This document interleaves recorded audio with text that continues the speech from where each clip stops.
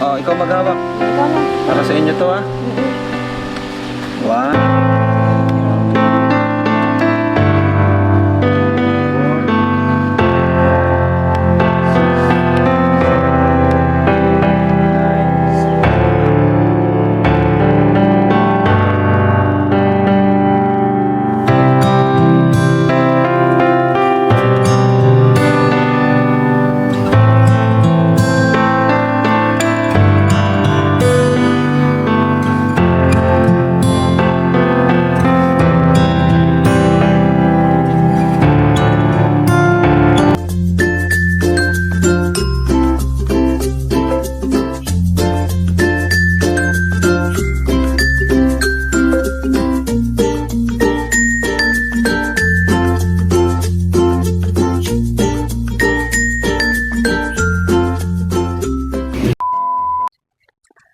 So welcome back to my YouTube channel guys, no. So this is Kuya Barbero TV once again. Sa mga hindi pa po naka-subscribe sa ating YouTube channel, no, hinihimo ko kayo na paki-subscribe po ng ating YouTube channel. Syempre tayo po ang Barbero mula sa Team Kalingap na palaging nagpapagwapo po sa kanila. So pag-uusapan po natin ngayon guys, yung panibagong beneficiary ni Kalingap Rob na natulungan na naman po niya. Pero bago natin pag-usapan po ito, bago natin simulan yung reaction natin, gusto ko muna na pasalamatan lahat po ng nasa Team Kalingap. Siyempre, unahin natin Kalingap Rob, Kuya Paul Santos, Kalingap Jack, ganun din po ang mga kasama ni Kalingap Rob sa video kung mapapanood natin. No? Kaya ngayong araw guys, meron na naman tayo mapag-uusapan. Isa na naman na maiaahon mula sa kahirapan at matutulungan ng Team Kalingap. No? Alam naman natin guys na napakahirap na kumbaga salat ngayon sa tulong ang mga kapwa nating mahihirap. Mabuti na lang, nandyan palagi ang Team Kalingap, nandyan si Kalingap Rob na handang tumulong dun sa mga kababayan nating mahihirap na hindi maabot-abot ng ating government. Kaya pag-uusapan natin ang video ito. Pero bago natin pag-usapan guys, panoorin muna natin yung maikling clip ng ating re-reactionan. Ito yung bagong beneficiary ni Kalingap Rob. Of people. Oh, ano tawag? Ang pinakang taban nun. Tabang nun po. Agta. Tabang nun. Oh. Oh, ikaw maghawak. Ikaw na. Para sa inyo to ha. One, two, three, four, five, six, seven, 8, 9, 10,000 pesos. Dahil mo maraming tulong na.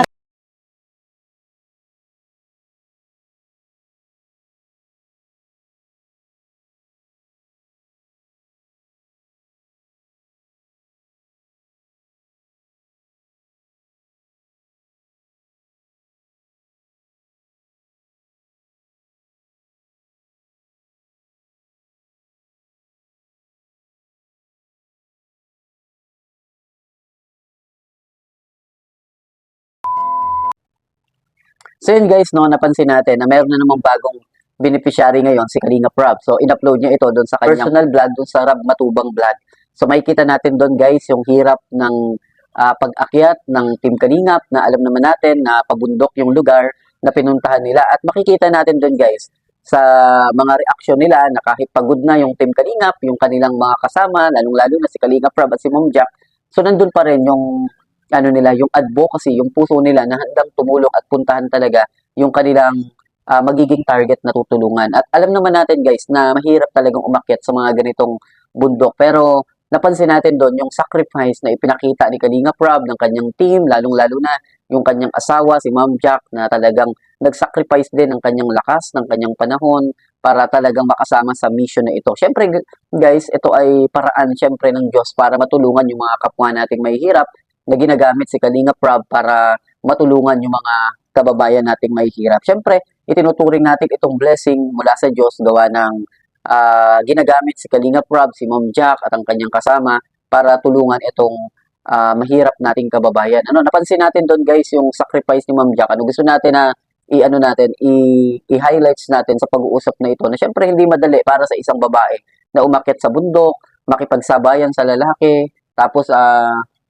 kumbaga lumakad ng malayo sa init, sa araw, no, yung araw, ulan. So makikita natin si Ma'am Jack na talagang very supportive at napaka-supportive nito pagdating sa kanyang asawa na si Kalingap Rob. At hindi lang yun guys, no, pati sa team ng Team Kalingap, palaging nandyan si Ma'am Jack para suportahan talaga si Kalingap Rob at ang kanyang team. So kaya gusto natin na pasalamatan yung napakagaling at napakahusay at mapag-sacrifice na love ni Ma'am Jack sa Team Kalingap at dun sa mga mini-mission nila, dun sa mga tinutulungan nila. Siyempre, way ito ng Diyos para matulungan yung mga kababayan nating mahihirap. At napansin din natin dun guys, yung mga miyembro ng Team Kalingap na palaging nandyan din para samahan si Kalingap Rob sa mga ganitong mission. Hindi biro yung ganitong mission, pero nandyan yung mga Team Kalingap, sila One TV Vlog, andyan yung mga kasamahan mula sa K-Boys na palaging nakasupport din po kay Kalingap Rob. At syempre guys, natutuwa din tayo na makita at makasama muli ni Kalingap Rob yung ilan sa mga original na mga K-Boys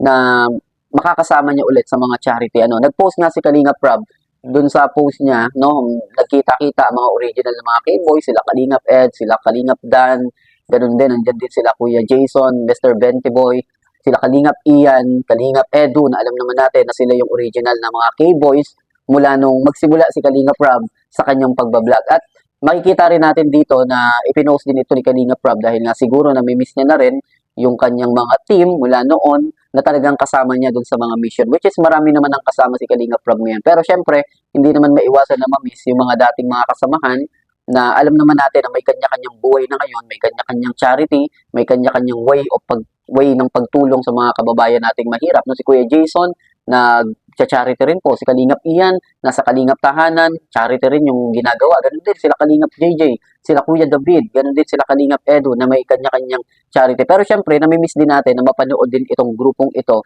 itong original K-Boys na magkasama-sama muli sa iisang mission. Syempre, pwede nating i-request ito at i-comment dun sa mga upload ni Kalingap Rob na magkabalik-balik or magkabuo sila, mag-reunited, para mapanood din natin yung original na mga K-Boys. Syempre guys, gusto natin na pasalamatan si Kalingap Rob sa kanyang bagong mission ngayon, sa kanyang paraan ng pagtulong muli na ginagamit yung kanyang personal vlog para makatulong. At supportahan po natin yung personal vlog ni Kalingap Rob kasi ito ay personal vlog niya pero nagagamit niya ito dun sa mga charity, sa mga maaaring matulungan niya. At guys, bago natin tapusin yung video ito, bago tayo magpaalam sa ating pinag-uusapan, gusto muna natin na pasalamatan din yung sacrifice ng Team Kalingap kasama sila Ma'am Jack, sila Kalingap Rob sa mga ganitong mga mission. Batid natin na mahirap, malayo, may init, may ulan, pero makikita natin dito yung talagang pure charity, pure help, at yung talagang pagnanais ng Team Kalingap na makatulong kasi napakalayo nung bundok na inahunan nila. At syempre,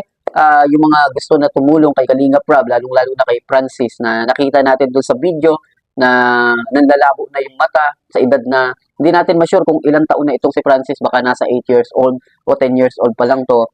Malaki yung posibilidad na meron talaga itong sakit, na hindi natin alam kung ano yung sakit, pero sana mapa-check up ito ng kanyang magulang dahil binigyan naman ng tulong ni Kalingap Rob yung magulang.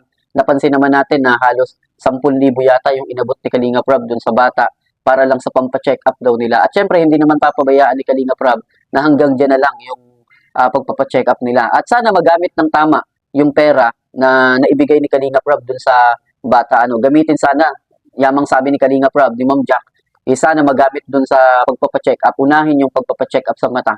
Kasi batid nga natin dun sa video na talagang hindi na masyadong makakita o nanlalabo na. Kahit nga siguro yung pandinig kasi nung kinakausap ni Kalingap Rob yung mga bata, medyo hindi sila makapag-response agad, So nakakalungkot guys pagdating sa mga ganitong mga kalagayan ng mga bata sa bundok, talagang napagkakaitan sila ng tulong. Mabuti na lang nandiyan ang Team Kalingap sa pangunguna nila Kuya Val, nila Kalingap Rob at ng buong Team Kalingap na palaging naghahatid ng tulong sa mga mahihirap nating mga kababayan, So bagong mission ni Kalingap Rob to, supportahan po natin ang bagong mission ni Kalingap Rob mula dun sa kanyang personal vlog sa Rab Matubang. At supportahan din po natin Kalingap Tahanan, Kalingap Rob. At syempre gusto kong batiin din yung Team Mikris, Team Franjoy, Team Edsy, Team Jomcar. Lahat po kayo ay gusto kong pasalamatan sa video ito. At syempre huwag niyo pong kalimutan na si Kuya Barbero TV humihiling din ng kaunting tulong syempre sa ating munting channel na sana ma-subscribe niyo po yung ating munting channel. At thank you so much. At syempre palagi sinasabi ni Kuya Barbero TV, mag-iingat kayo guys and bye-bye.